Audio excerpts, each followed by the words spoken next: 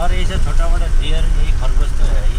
তুমলিং, সান্দাকফু এবং ফালুট ঘুরে আসার পরে আমাদের মনে হচ্ছিল আরেকটু কোথাও ঘুরতে যাই। তাই এইবারে আমাদের গন্তব্য নর্থ বেঙ্গলের আরেকটি ছোট্ট গ্রাম চটকপুর। কালকে রাতে টুমলিং এ স্টে করেছিলাম, এই সেম হোটেল সেম রুম। তার জন্য আর এই হোটেলটা যেহেতু আগেই ব্লক করা ছিল তার জন্য আর নতুন করে দেখাইনি আপনাদের। তো আজকে সকালে এখন 9:30 বাজে, আমরা এখন চটকপুরের উদ্দেশ্যে রওনা হচ্ছি, যেখানে আমাদের চেতন হোমস্টে অলরেডি বুক করা আছে। আর এটা আমরা জাস্ট এই জন্য নিচ্ছিলাম কারণ ওই থুকুম ভ্যালি থেকে সান্দাকফু হয়ে একদিনে মানেভঞ্জন থেকে চটকপুর যাওয়াটা জার্নিটা যেহেতু অনেক বেশি হবে, তো রেস্টের জন্য অ্যাজ আ হল্ট আমরা এই হোমস্টেটা বুক করেছিলাম। আর এখানের ওয়েদারও খুব ভালো আর ফেসিলিটিও খুব ভালো, তার জন্য আমাদের খুব ভালো লেগেছে। তুমলিং এর শেখর লজ থেকে কিন্তু বাইরের দৃশ্যটা অসাধারণ, এবং এই তুমলিং ট্যুর সম্বন্ধে বা হোটেল সম্বন্ধে জানতে গেলে আই বাটনে দেওয়া লিঙ্কে ক্লিক করো এবং দেখে ফেলো তুমলিং ট্যুর। আমরা এখন বৌদ্ধ স্তূপায় যাচ্ছি। অ্যাকচুয়ালি এটা সকালে যাওয়ার কথা ছিল, কিন্তু সকালে যাওয়া হয়নি বলে আমরা এখন উঠছি। এখান থেকে খুব ভালো স্লিপিং বুদ্ধ দেখা যায়, তো সানরাইজও এখান থেকে আপনারা দেখতে পারেন। কিন্তু সানরাইজ আমরা যাইনি, তার কারণ আমরা হচ্ছে সান্দাকফুতে যেহেতু সানরাইজ দেখে এসেছি তার জন্য আজকে আমরা যাইনি। তো স্লিপিং বুদ্ধ এখন আমার মেঘে ঢাকাও পড়ে গেছে, তো যেটুকুনি দেখতে পাচ্ছি সেটুকুনি দেখাই আপনাদের।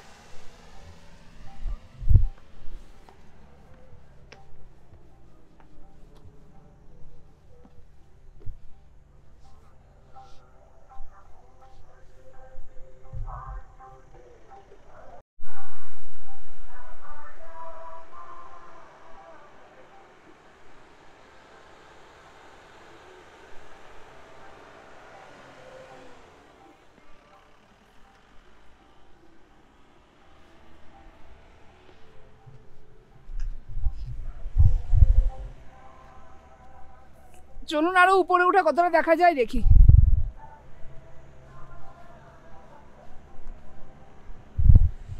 এটাই হচ্ছে টুমলিং ভিউ পয়েন্ট, যেখান থেকে স্লিপিং বুদ্ধা খুব ক্লিয়ার দেখা যায়। এখনও দেখা যাচ্ছে কিন্তু মেঘে আংশিক ঢাকা। তো এই এখন 9:30 বাজে, মোটামুটি 9:30 থেকেই মানে 9টার পর থেকেই মেঘ আসতে আরম্ভ করে, তারপর আর কিছু দেখা যায় না, শুধু ওই সানরাইজটাই দেখা যায়।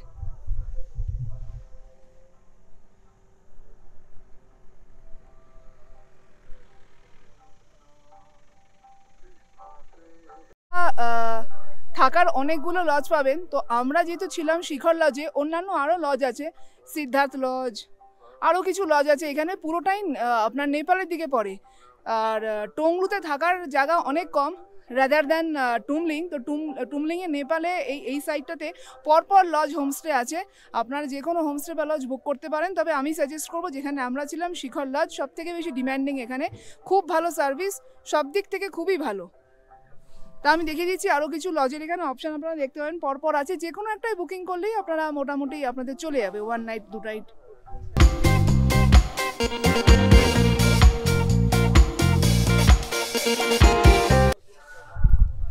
ওই দূরে দেখতে পাচ্ছেন আমাদের শিখর লজ, ওর পাশে আরও 3-4টে লজ আছে, আপনারা আপনাদের পছন্দ মতন লজ বুক করে নেবেন, অনলাইনে সব বুক করা যাবে।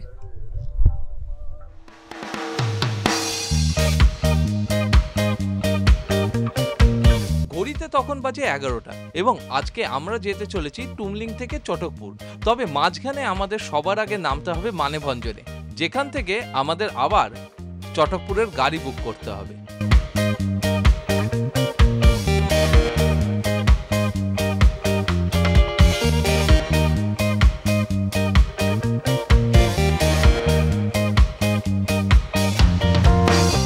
এখান থেকেও স্লিপিং বুদ্ধা দেখা যায় যদি ক্লাউড না থাকে। তো এখন যেহেতু 10:30 বাজে ঘড়িতে, অলরেডি ক্লাউড চলে এসছে, কিছু দেখা যাচ্ছে না, কিন্তু এখান থেকেও আপনারা এসে এই সানরাইজ দেখতে পারেন, তখন ক্লিয়ার থাকবে, আকাশ এমনি ক্লিয়ার আছে, রোদ ঝলমল সানি ওয়েদার, কিন্তু এই ক্লাউডটা থাকার জন্য স্লিপিং বুদ্ধটা ক্লিয়ার দেখা যাচ্ছে না।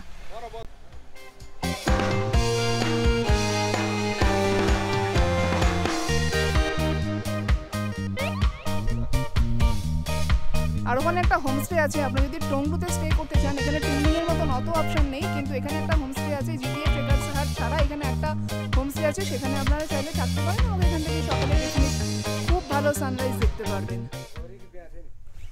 ল্যান্ড রোভার অ্যাসোসিয়েশন যেখানে আছে, তো সেখানে নামার পর ওখান থেকে মোটামুটি গাড়ি দরাদরি করে 4000-এ একটা গাড়ি পেলাম চটকপুরের জন্য। তো এখন 11:15 বাজে আমরা রওনা হয়েছি চটকপুর যাওয়ার জন্য, দেখি কটায় পৌঁছাই। তবে এখানকার গাড়ির স্ট্যান্ডার্ড রেট হচ্ছে মানিভঞ্জন থেকে চটকপুরে 3500 টাকা। তো যেহেতু এখন পুজোর সিজন এবং এখানকার ড্রাইভাররা ডেফিনেটলি যখনই মৌকা পাবে আর কি লোকের থেকে বেশি পয়সা নিয়ে তাদেরকে পাবে না দিদি 500 টাকার জন্য ওরকম বলবেন। তো আমাদের প্রথমে বলা হয়েছিল 5000, তারপরে নেগোশিয়েট করার পর 4000-এর কমে তারা রাজি হলো না। তারা প্রথমে বললো যে অনেক জঙ্গলের রাস্তা, তো যেই রাস্তাই হোক আমাদের হোমস্টে থেকে এটাই কনফার্ম করেছিল 3500 টাকা রেট। তো এখন যেহেতু নাইলে বলছে গাড়ি নিয়ে চলে যাব, তো যখন মানে যেরকম আর কি সুযোগ মতন আপনি যদি নেগোশিয়েট করতে পারেন, রেট হচ্ছে স্ট্যান্ডার্ড রেট 3500 টাকা। এরপরে আপনি কতটা ওদের ফাঁদে পড়বেন সেটা ডিপেন্ড করবে আপনার বুদ্ধিমত্তার উপর। মানেভঞ্জন থেকে চটকপুর যাওয়ার রাস্তাটা কিন্তু বেশ মজাদার। এবড়ো খেবড়ো রাস্তা, সাথে ঝিঝি পোকার ডাক এবং দু সাইডে পাইন গাছের সারি। এর মধ্যে দিয়েই আমরা এগিয়ে চললাম চটকপুরের দিকে, কিন্তু মাঝখানে পড়বে ঘুম।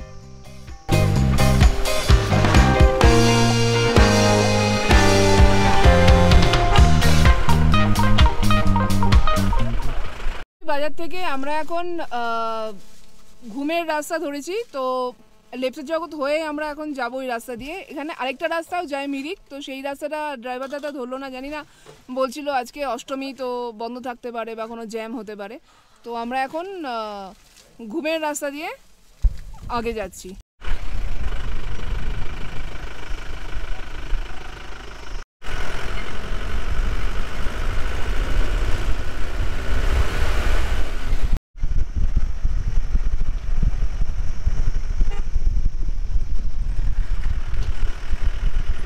পাইন ফরেস্টের জঙ্গলটা দেখতে পাচ্ছেন, এই পাইন ফরেস্টটা হচ্ছে চটাইদুরা। এটা লেপ্চা জগৎ থেকে 2 মিনিট গাড়িতে আগে পড়ে। এর আগে লেপ্চা জগৎ আমরা ছাড়িয়ে এলাম, যেখানে কিছু হোমস্টে ছিল। তো আপনারা চাইলে ওই লেপ্চা জগতের হোমস্টেগুলোতে 1 নাইট স্টে করেও আপনারা আসতে পারেন। লেপ্চা জগৎ আমাদের আগে ঘোরা, তার জন্য আমরা আর থাকিনি, আমরা একবার ডিরেক্ট চটকপুরেই যাচ্ছি। তো এই পাইন ফরেস্টটা লেপ্চা জগতের আন্ডারেই পড়ে। এর নাম হচ্ছে চটাইদুরা ভিউ পয়েন্ট।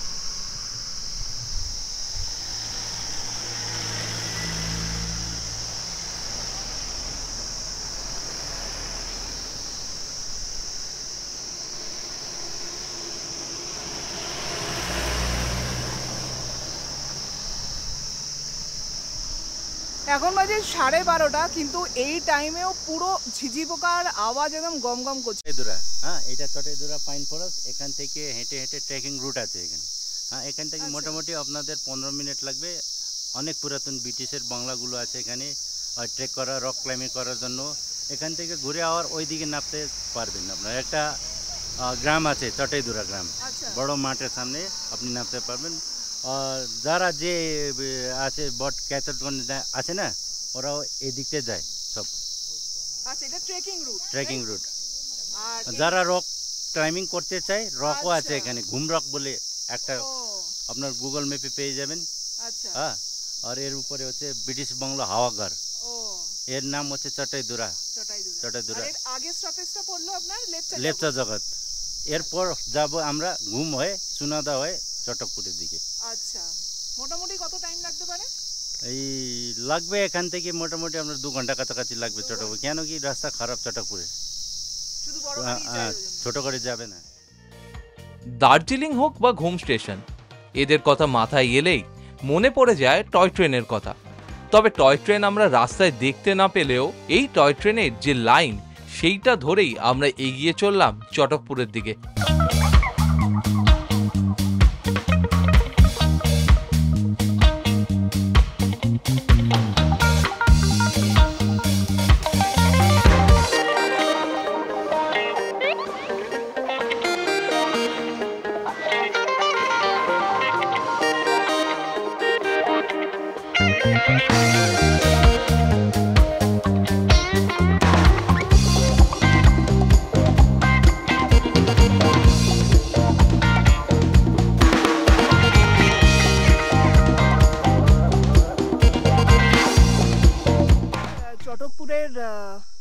এন্ট্রি পয়েন্ট আপার চটকপুরে যাব এখান থেকে।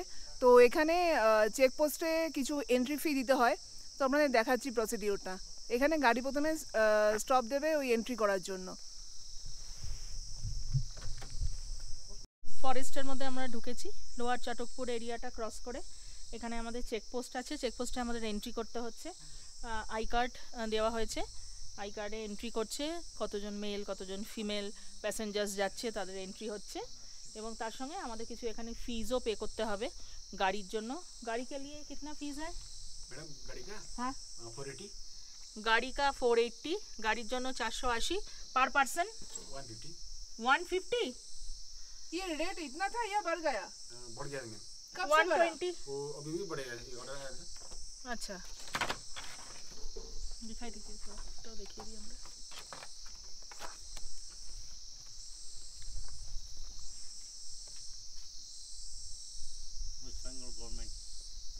टाइगर हिल 50 रुपीज, अदर देन टाइगर हिल 150 रुपीज। 50 रुपीज तो दिखा रहा है इधर टाइगर हिल, টাইগার হিল আদার দেন টাইগার হিল 150 রুপিস।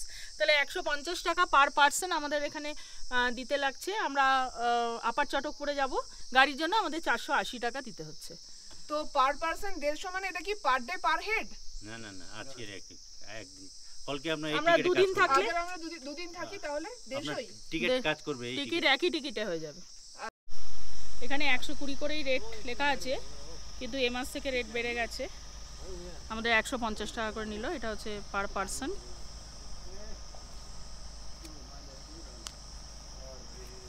আর ডকুমেন্ট এটা আমাদের, মধ্যে কি আধার কার্ড? হ্যাঁ এটা আমাদের গাড়ির জন্য নি, গাড়ির 480 পার কার্ড। 480 পার কার্ড। চটকপুর যত কাছে আসতে থাকলো আমাদের গাড়ি ততই ঘন জঙ্গলের মধ্যে দিয়ে যেতে থাকলো। পথের দুধারে সারি সারি গাছ এবং তার সাথে ঝিঝি পোকার আওয়াজ যেন আরও বেড়ে চলল। সাথে এই ট্রিপটা হয়ে চলল আরও বেশি রোমাঞ্চকর।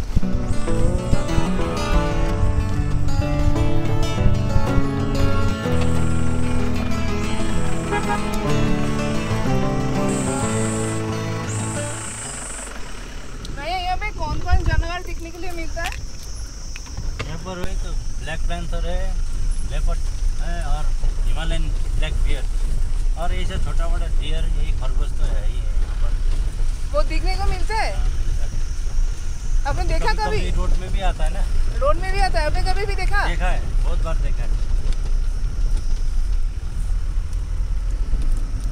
আমরা এখন আপার চটকপুরের দিকে যাচ্ছি। ঘন জঙ্গল কিন্তু বোল্ডারের রাস্তা, উঁচু নিচু বোল্ডারের রাস্তা।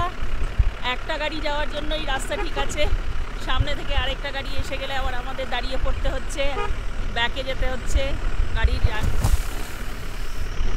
জায়গা করে দিতে হচ্ছে। বেশ একটা থ্রিলিং এক্সপিরিয়েন্স হচ্ছে আমাদের। ছিলাম আমরা সেই ওপরে সান্দাকপুতে, এখন আমরা জঙ্গলের মধ্যে। পেছনে আপনারা দেখতেই পাচ্ছেন, সামনে পেছনে ঘন জঙ্গল, পাইন ফরেস্ট। কিছুক্ষণ রাস্তায় এই যাত্রা করার পর আমরা পৌঁছে গেলাম চটকপুরে। চটকপুরে পৌঁছানো মাত্রই একটুখানি কিন্তু অবাক হলাম এখানকার সারি সারি পাহাড়ি ফুলের গাছ থেকে।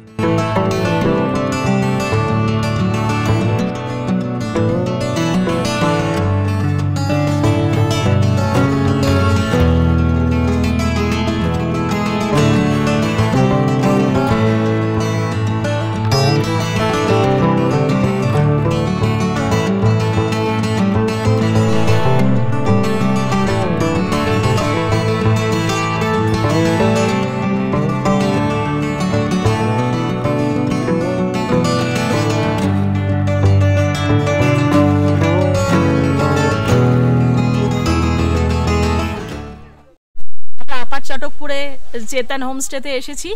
এই আমরা আধ ঘন্টা আগে এসে পৌঁছেছি এখানে। দারুণ সুন্দর দৃশ্য, চারদিকে প্রচুর হোমস্টে এবং চারদিকে পাহাড়ে ঘেরা, নিচে পাইনের জঙ্গল।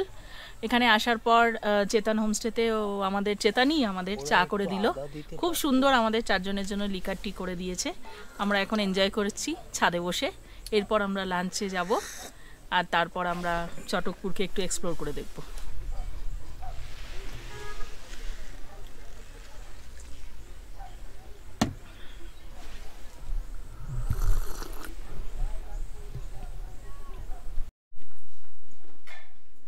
হোমস্টেতে আমরা এখন লাঞ্চ টাইমে বসেছি ডাইনিং হলে। করলা ভাজা, রাইস, ডাল, স্যালাড, বিনস ফ্রাই করে দিয়েছে আমাদের। নেক্সট আরও আসছে আইটেম। ননভেজ আইটেমে আমরা পেয়েছি আজকে মাছ। এবার আমরা স্টার্ট করব আমাদের লাঞ্চ। লাঞ্চ সেরে এখন ওয়াচ টাওয়ারের দিকে যাচ্ছি। ওই নিচে আমাদের এই ইয়োলোটা আমাদের হোমস্টে, চেতন হোমস্টে। এখান থেকে আমরা হেঁটে এখন ওয়াচ টাওয়ার যাব।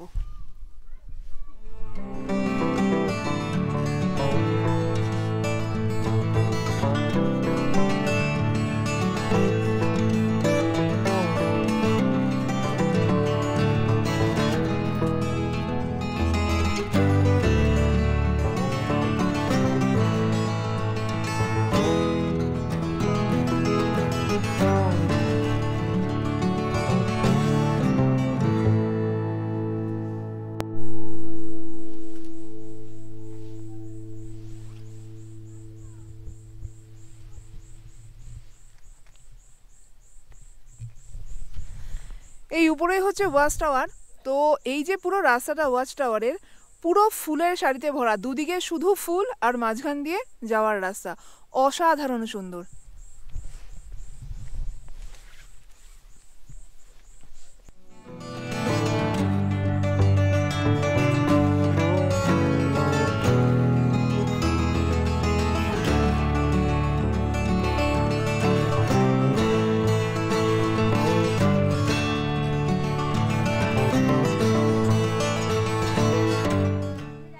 রাস্তার মধ্যে দিয়ে এলাম। এখানেও একটা রাস্তা আছে, এখান দিয়েও অনেকে এই ওয়াচ টাওয়ারে আসছে। দেখিয়ে দিই আপনাদের রাস্তাটাও, এটাও ভীষণ সুন্দর। তবে আমাদের মনে হচ্ছে আমাদের হোমস্টে থেকে ফুলের রাস্তাটাই দেখানো হয়েছে এবং ওটা বেশি সুন্দর লাগলো আমাদের জন্য।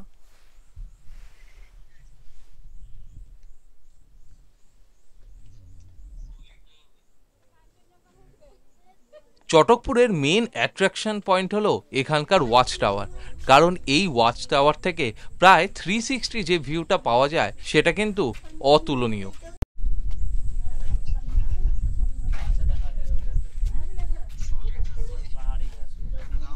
যাওয়ার সময় এই রাস্তাটা এক্সপ্লোর করব আর দেখতে থাকি এখানকার আদার হোমস্টেগুলো এবং একটু গ্রামটা ঘুরে দেখি।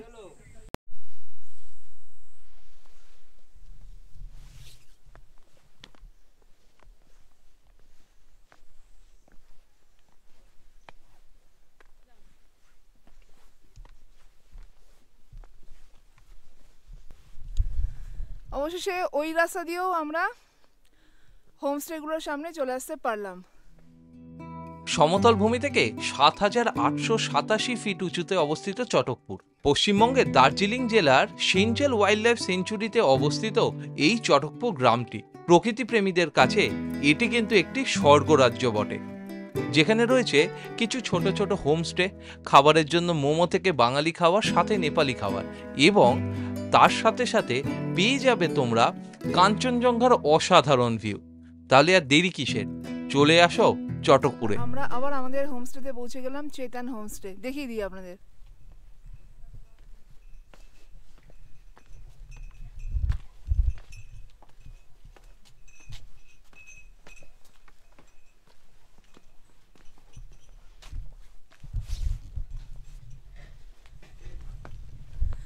এটা হচ্ছে চেতন হোমস্টের রুফটপ। এখান থেকে সকালবেলা কাঞ্চনজঙ্ঘার ভিউ দেখা যাবে। 2 বেডেড, 2টো রুম, 4টে বেডেড, টোটাল 2টো রুম। তো রুমগুলো নিট অ্যান্ড ক্লিন। আর এই এরকম একটা গ্রাম্য পরিবেশে এর থেকে বেটার তো এক্সপেক্ট করা যায় না। এটা কোনো বিশাল কোনো বাংলো বা কোনো হোটেল নয়। তো সিম্পল অ্যান্ড পরিষ্কার রুমগুলো আপনাদের দেখিয়ে দিই। খুব কোজি রুমগুলো, 2টো পরপর পাওয়া গেছে। রুমগুলোতে অ্যাটাচ বাথরুম ছিল এবং বাথরুমে গিজারের সুবন্দোবস্ত ছিল। চেতন হোমস্টেতে ফুডিং অ্যান্ড লজিং নিয়ে পার ডে পার হেড 1100 করে খরচা পড়েছিল। হোমস্টের ডিটেলস ডেসক্রিপশন বক্সে নিচে দেওয়া রইল।